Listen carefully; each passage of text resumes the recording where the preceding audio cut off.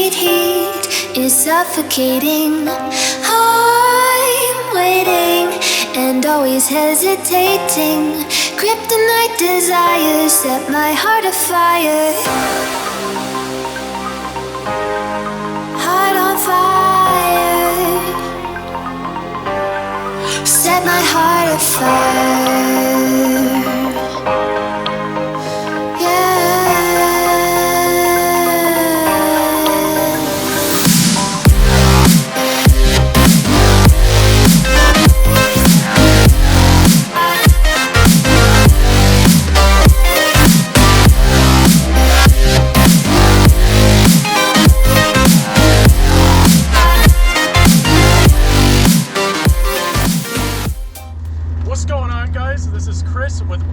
If this is your first time watching my videos, I am a YouTuber that does car reviews and basically anything automotive.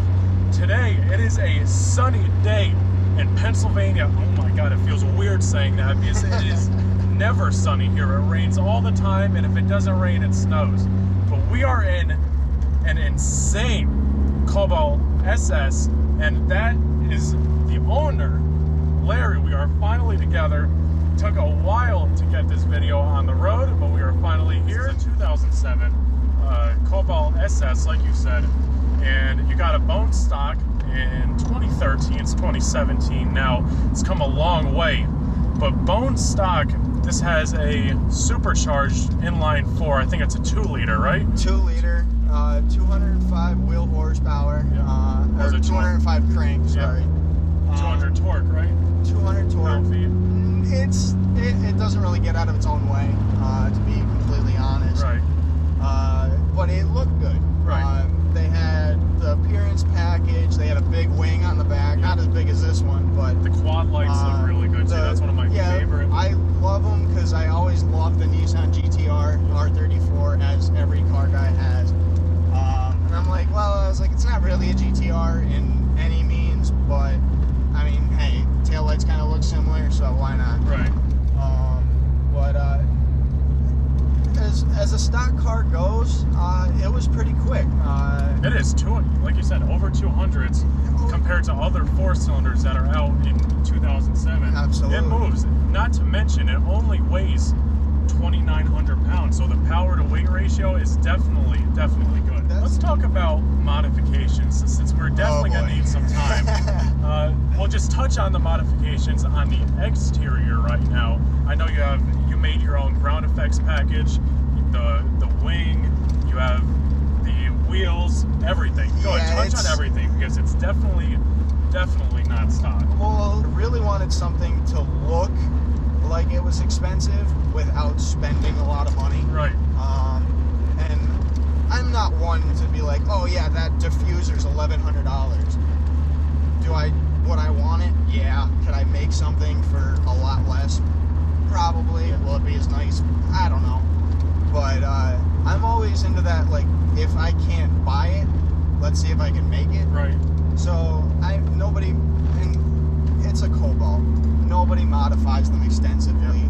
I always call them the cookie cutter cars because every single Cobalt has the same exact parts. Right. And it's like there's no real being unique to anything. So I just started, you know what, let's start making a set of headlights. Let's make a front splitter that nobody has put on a Cobalt before. When somebody says, oh yeah, like where did you get this front splitter? Where did you get that? Where did you get that? And I could look at them and be like, oh yeah, I made that. And they just look at me with this dumbfounded face and they're like, you made that? That's like, what I did. That's a company? They're like, that's not a company made? And I'm like, no, I made that myself with a piece of plastic and an angle grinder, and it came out. I completely agree with them because it really does look professional.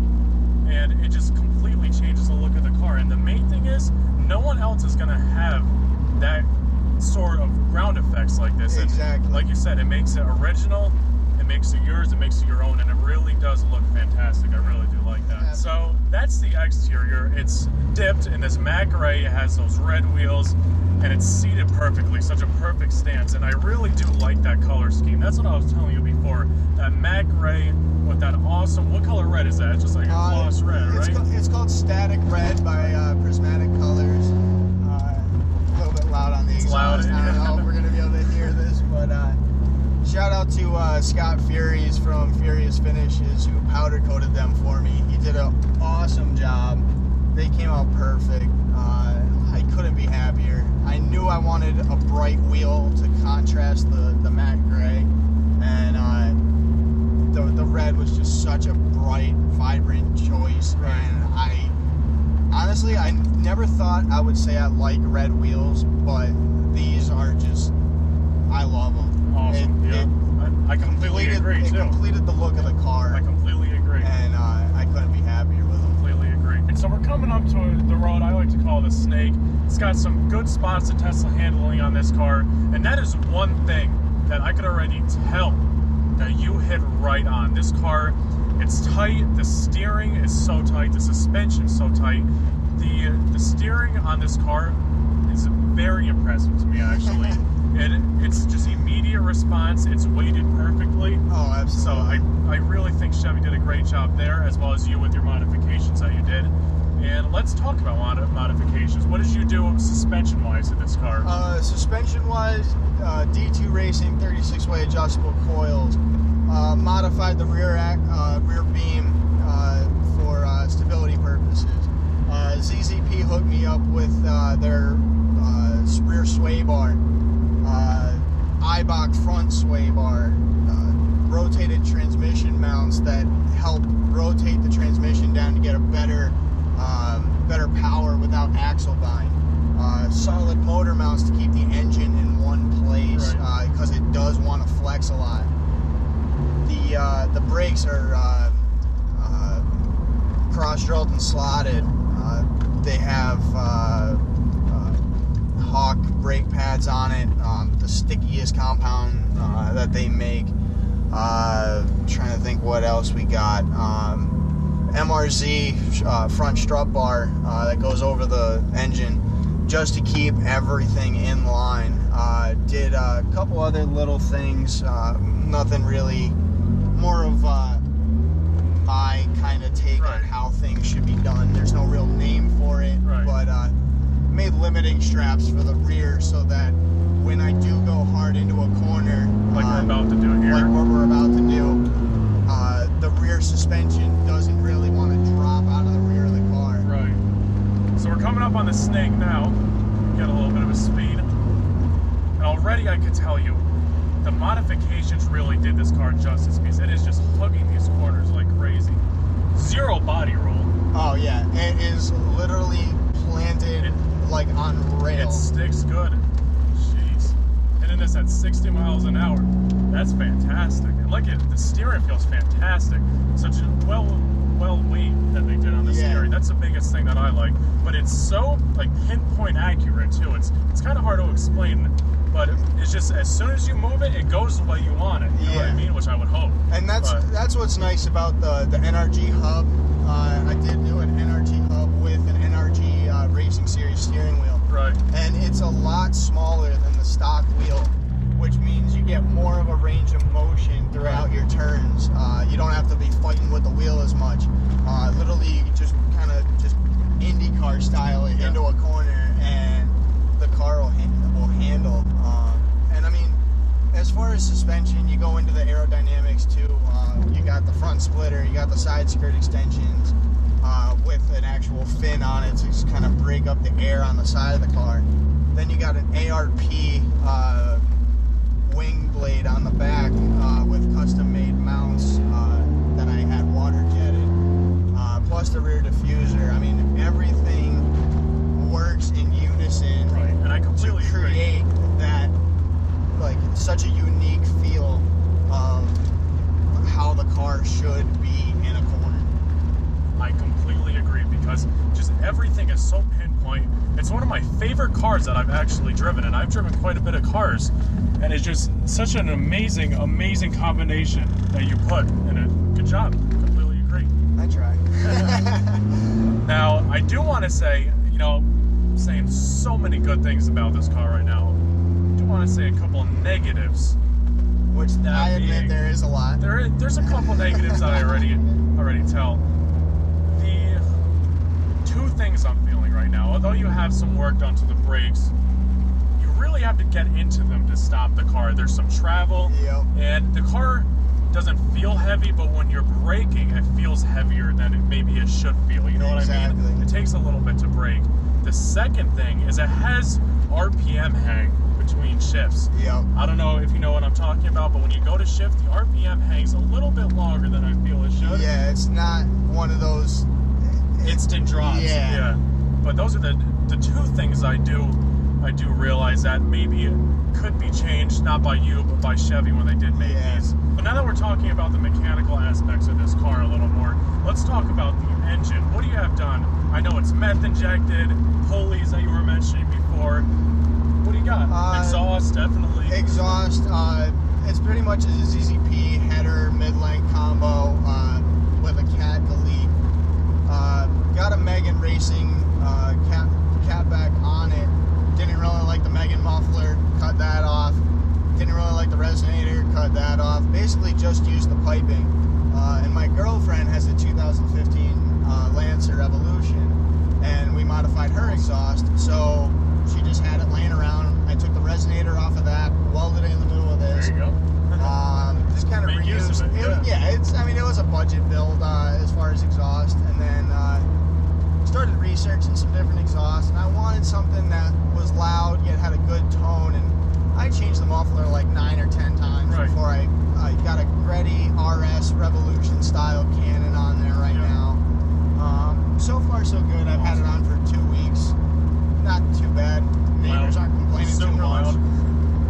What do you got done to the as far as the motor, got the whole ZZP Stage 3 kit. That was by far the biggest upgrade ever. Basically takes it from 205 up to 268 on a 2.8 pulley, I believe. And that's to the wheel on a dyno. But I went a step further, shaved the whole snout of the supercharger down to fit a smaller pulley on it. Running a 2.6 pulley right now with fully upgraded cooling system, option B kit, stage 3 heat exchanger. Reran all the plumbing, making sure everything is nice, it's neat, it's tucked away nicely. If somebody looked at it, they'd say, yeah, it was modified, but to a certain point, it still looks stock. The engine bay looks fantastic. Put a throttle body spacer in for the METH kit, got a AIS METH injection system. It's one from it was in a Subaru. They were made it for a Corvette Z06. It's a 3-gallon tank. Custom made the trunk floor that it sits in. Ran all the wires, nice, clean, simple install. Did a switch on the red switch dash. There, yeah. That lights up red when the pump's hot. Then there's an injection LED. So once I do hit a certain boost pressure, it actually opens the switch and injects the methanol injection right into the motor.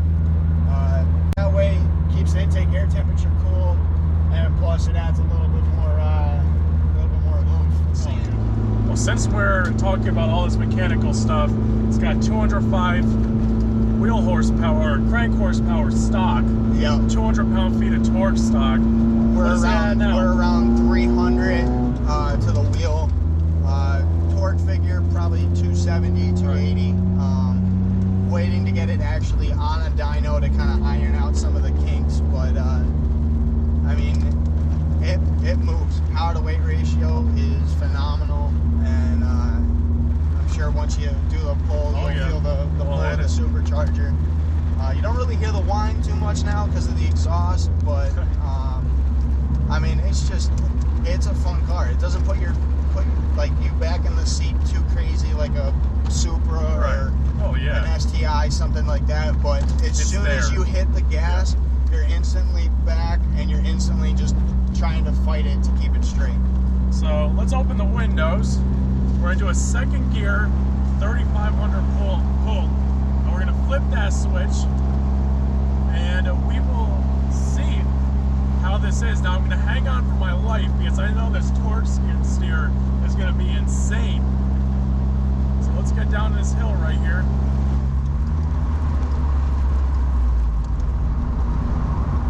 Put in third first. You downshift the second, Yep. get the RPMs up.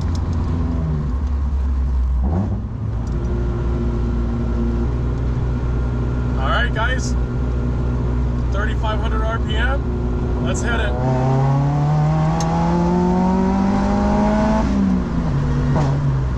What's that red light that came on? Oh, that's the shift light.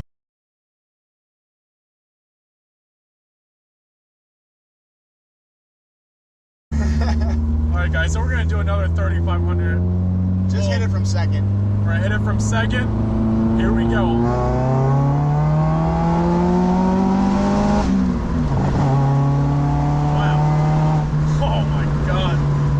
Nuts, man. That's good stuff right there.